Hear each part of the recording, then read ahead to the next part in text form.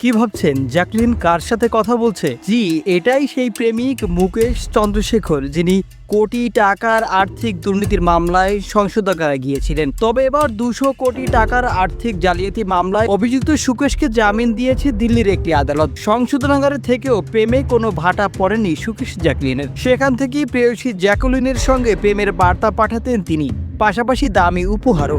অবশেষে সেই আলোচিত এই প্রেমিকের ইচ্ছা পূরণ হতে চলেছে। ভারতের একাধিক গণমাধ্যমে সূত্র বলছে, মঙ্গলবার আদালতের পক্ষ থেকে জানানো হয়, বিচার প্রক্রিয়া চলাকালীন নির্দিষ্ট সময়ের চেয়ে বেশি কাউকে আটকে রাখা হলে তার ব্যক্তিগত স্বাধীনতা ও মৌলিক অধিকার লঙ্ঘিত হয়। এই যুক্তিতেই 5 লাখ টাকার ব্যক্তিগত বন্ড জমা দেওয়ার শর্তে সুকেশের জামিন মঞ্জুর করা হয়।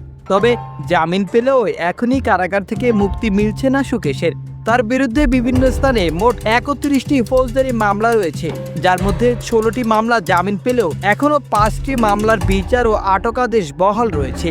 তাই আপাতত জ্যাকুলিনকে একাই থাকতে হচ্ছে বাইরে।